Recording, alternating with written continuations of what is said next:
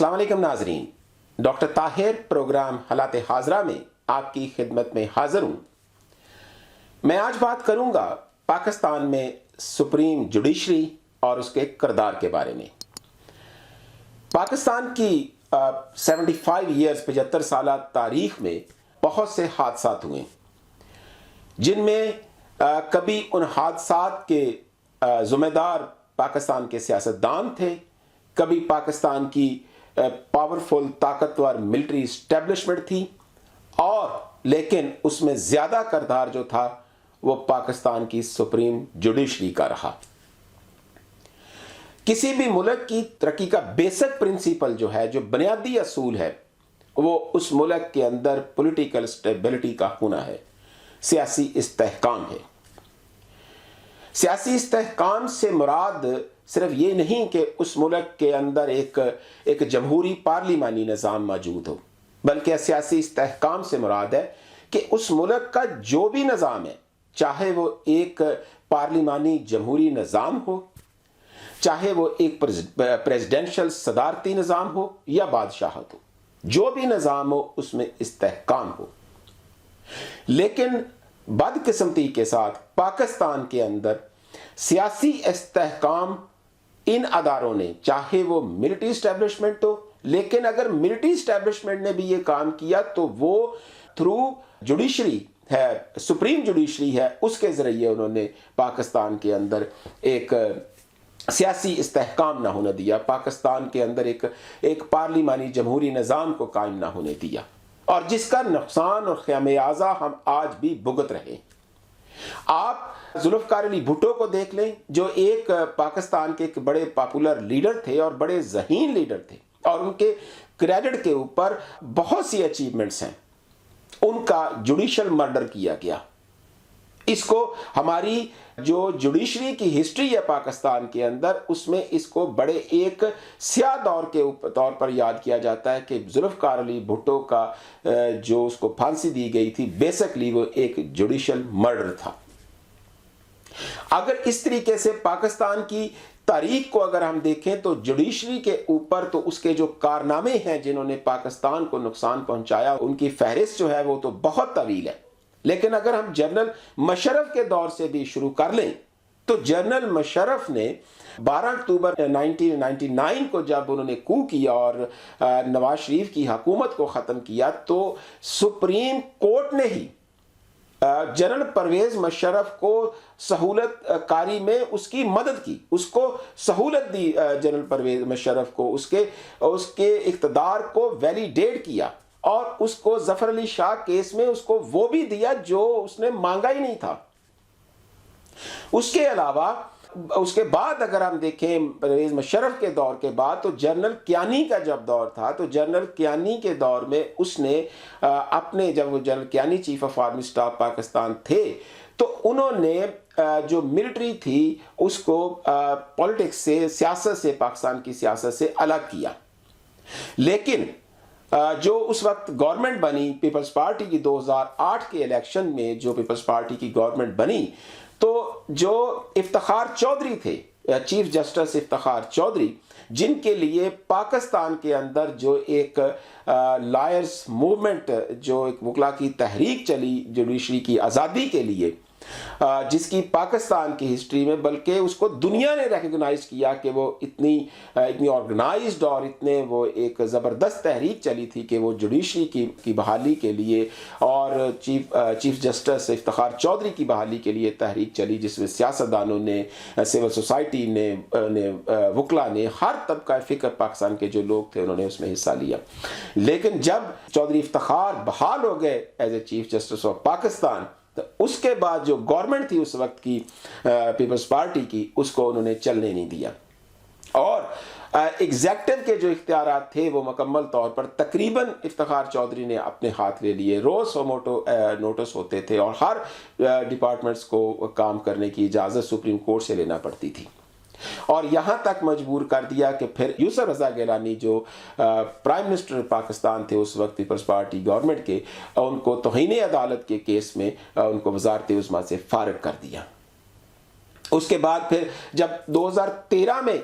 جب الیکشن ہوئے تو اس میں پاکستان مسلم لیگ نواز کی جب گورنمنٹ بنی تو اس گورنمنٹ میں بھی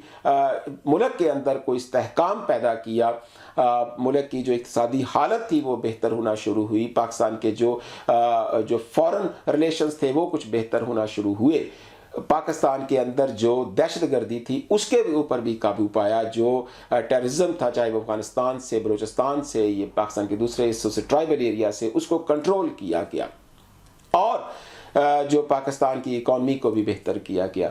تو لیکن پاکستان میں ڈیولپمنٹ بھی بہت زیادہ ہوئی، بجلی کے جو ہے کہ جو پاکستان میں لوڈ شیڈنگ تھی اس میں واضح طور پر کمی ہوئی، تقریباً ختم ہونے کے قریب آ گئی۔ لیکن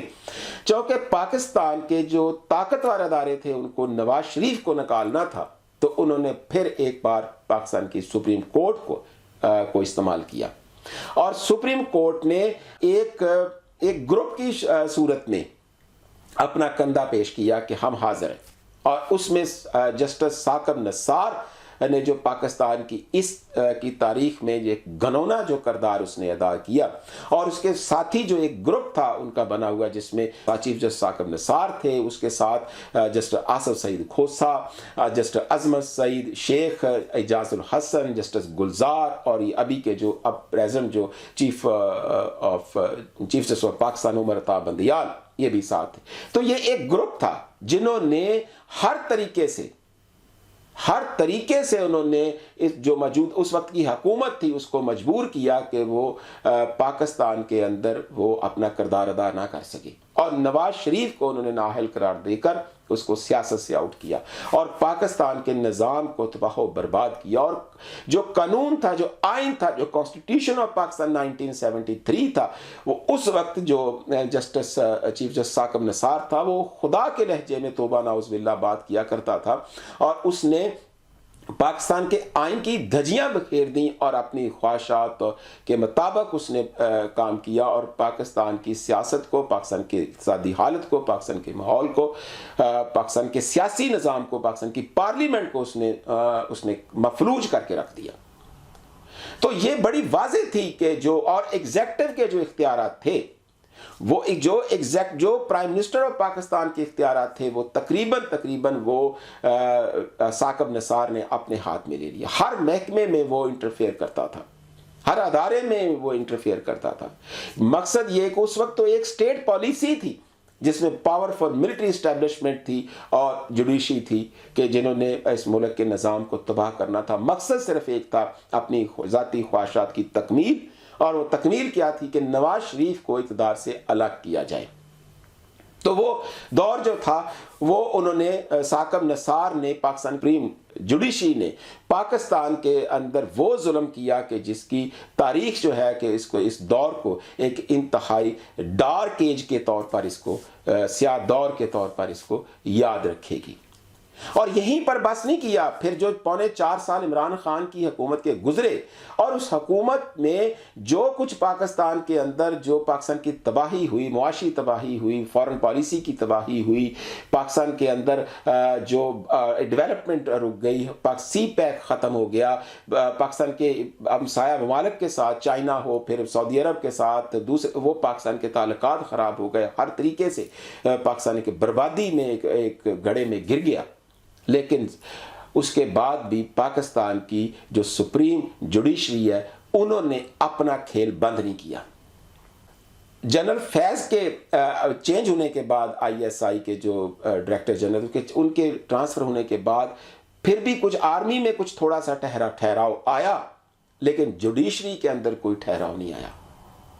جسٹس گلزار نے جو رول پلے کیا، اب جو دوبارہ سے عمر عطا بندیال ہیں وہ بھی ابھی پاکستان کے اندر وہ ایگزیکٹو کے اختیارات جو ہیں وہ دوبارہ حاصل کرنا چاہ رہے ہیں، وہ استعمال کرنا چاہ رہے ہیں۔ تو وہ جو 18th امینڈمنٹ میں پیپلز پارٹی کی گورنمنٹ میں 18th امینڈمنٹ میں جو صدر کے اختیارات تھے پرائم منسٹر کو فارغ کرنے کے، وہ تو ختم ہو گئے تھے، لیکن وہ اختیارات سپریم کورٹ نے اپنے ہاتھ میں لے لیے کہ ایگزیکٹو کے بھی اختیارات استعمال کر رہی ہے،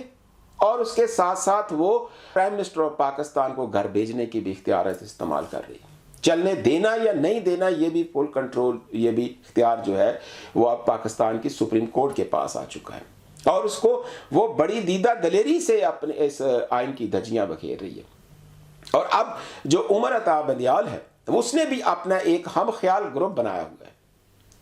وہ جتنے کیسز ہوتے ہیں جو کانسٹیٹیوشنل میٹرز ہوتے ہیں، جو گورنمنٹ سے ریلیٹڈ کیسز ہوتے ہیں، وہ صرف ان 5 ججوں کے آگے، اس جو ہم خیال گروپ ہے جس میں خاص طور پر جسٹس مظہر علی نقوی اور جسٹس اعجاز الحسن اور چیف جسٹس آف پاکستان دوسرے 2 جج، تو یہ 5 ججز جو ہیں یہ ہم خیال گروپ ہے۔ سارے فیصلے جو بینچز جو بنتے ہیں یہی ان کے سربراہ ہوتے ہیں اور یہی فیصلے کرتے ہیں۔ باقی جو سینئر موسٹ ججز ہیں سپریم کورٹ کے اندر، لگتا ہے کہ ان کو او ایس ڈی بنا دیا گیا ہے، ان کے پاس کوئی کانسٹیٹیوشنل میٹر یا کوئی بڑے وہ ان کے سربراہی یا ان کی عدالتوں میں نہیں جاتے۔ تو مقصد یہ ہے کہ جو موجودہ جوڈیشری ہے اس نے بھی اس وقت جو عمر عطا بندیال ہیں وہ بھی ایک تو ایگزیکٹو کے اختیارات استعمال کرنا چاہتے ہیں، اور دوسرا وہ بھی اس حکومت کو چلنے نہیں دینا چاہتے۔ اور ابھی جو کچھ آنے والے وقتوں میں ہمیں نظر آ رہا ہے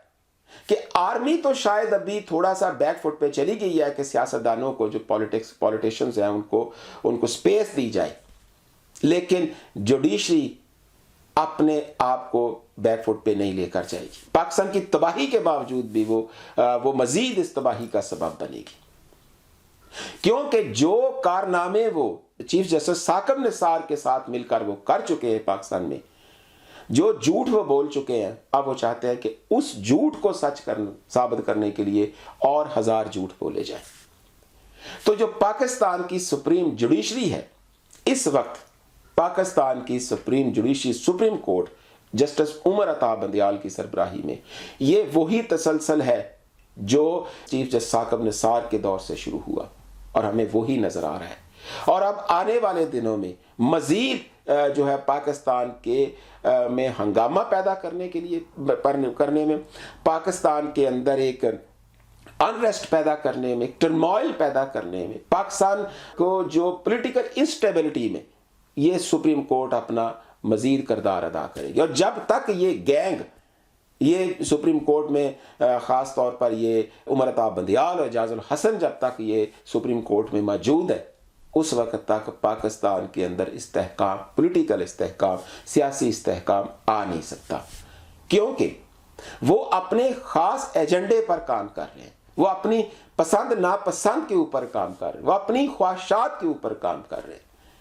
کیونکہ وہ کانسٹیٹیوشن آف پاکستان 1973 کو فالو نہیں کر رہے، بلکہ کانسٹیٹیوشن وہ ہے جو وہ کہہ رہے ہیں۔ ان ججز کو اتنی زیادہ یعنی کہ یہ پاورفل ہو چکے ہیں پاکستان کے اندر جو سپریم کورٹ ہے کہ اس وقت وہ توبہ نعوذ باللہ کہ وہ خدا بنے بیٹھے۔ میں آپ کو ایک بات سناتا ہوں کہ میں لیڈن یونیورسٹی جو ہالینڈ کی ایک بہت بڑی یونیورسٹی ہے جو 1575 میں یونیورسٹی بنی، تو میں اس یونیورسٹی میں پڑھتا تھا، تو ہیومن رائٹس لا میں پڑھتا تھا وہاں پر۔ تو مجھے یاد ہے کہ ایک بار جو European court of human right ہے، European court of human rights, اس کے ایک جج تھے اور اس کے ساتھ جو ڈچ ہالینڈ کے جو ایجوکیشن منسٹر تھے وہ ہمیں وہ لیکچر دینے کے لیے آئے۔ تو جب وہ لیکچر دینے کے بعد جب وہ فارغ ہوئے تو وہ نکلے، تو میں ان کے پیچھے گیا کہ میں نے کہا میں دیکھوں کہ ان کا پروٹوکول کیا ہے، کہ یہ کس پروٹوکول میں یہ یہاں پر یہ یونیورسٹی میں آئے۔ تو جب میں نے دیکھا تو انہوں نے اپنے شولڈر بیگ جو تھے وہ اپنے کندھوں پہ ڈالے، ان کے باہر دونوں کے بائی سائیکل کھڑے تھے، انہوں نے اپنے سائیکل لیے اور وہ چلے گئے، نہ کوئی پروٹوکول، نہ کوئی گاڑی، نہ کوئی خارن، نہ کوئی چیز، نہ کوئی بات، وہ آئے اور چلے۔ تو یہ وہ مثلا وہ نظام، وہ لوگ وہ تھے۔ اور ہمارے ججز کو آپ دیکھیں کہ جو فیسلٹیز، جو سہولتیں ان کو ملی ہیں، ٹاپ 10 دنیا کے ججز ہیں، ان میں یہ دوسرے تیسرے نمبر پر آتے ہیں۔ جو ان کو انسینٹیوز ملتے ہیں، جو ان کو سہولتیں ملتی ہیں، جو ان کی فیملی کو سہولتیں ملتی ہیں، لیکن پاکستان کی بربادی میں یہ اہم کردار ادا کر رہے ہیں۔ سپریم یہ اپنی پسند اور ناپسند کے مطابق یہ فیصلے کر رہے ہیں، اور ابھی آنے والے دنوں میں ایک نیا کھیل شروع ہونے والا ہے جس کی سربراہی عمرتا بندیال کریں گے اور ان کا جو یہ گینگ ہے، گینگ آف 5 ہے، یہ سربراہی کرے گا، یہ بینچ میں شامل ہوں گے اور پھر دیکھیے گا کیا حالات بنتے. تو اس کو روکنے کا صرف ایک ہی طریقہ ہے. وہ طریقہ کار یہ ہے کہ پاکستان کے اندر جو پولیٹیکل فورسز ہیں، چاہے وہ عمران خان ہے، یہ عمران خان کو بھی چلنے نہیں دیں گے. اگر عمران خان بھی آ گئے، یہ عمران خان کی بھول ہے، کیونکہ وہ طاقت اپنے پاس رکھنا چاہتے ہیں. تو اس لیے جو پولیٹیکل فورسز ہے پاکستان کی، وہ سول سوسائٹی اور پاکستان کی بارز، ان کو دوبارہ سے ایک تحریک چلانا ہوگی.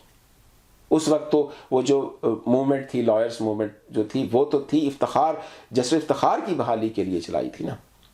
اب جوڈیشری کی آزادی کے لیے ان کو دوبارہ اپنے ڈومین میں رکھنے کے لیے یہ تحریک چلانا ہوگی. ورنہ یہ لوگ یہ پاکستان یہ ایگزیکٹو کے اختیارات بھی استعمال کریں گے، یہ پاکستان کو میں استحکام نہیں آنے دیں گے، پولیٹیکل سٹیبلٹی نہیں آنے دیں گے، اکنامک سٹیبلٹی نہیں آنے دیں گے، پاکستان کے سوشل فیبرک کو یہ برباد کر دیں گے. یہ پاکستان کے نظام کو چلنے نہیں دیں گے، کیونکہ فیصلے پاکستان کے آئین کے مطابق نہیں ہوتے، بلکہ فیصلے اپنی ذاتی خواہشات، پسند اور ناپسند کے مطابق ہوتے. اور اگر یہ نہ ہوا تو پھر میں یہی کہوں گا، جانتے ہیں کہ یہاں عدل کا امکان نہیں، لوگ سادہ ہیں کہ زنجیر ہلا دیتے. اجازت دیجیے، اللہ حافظ.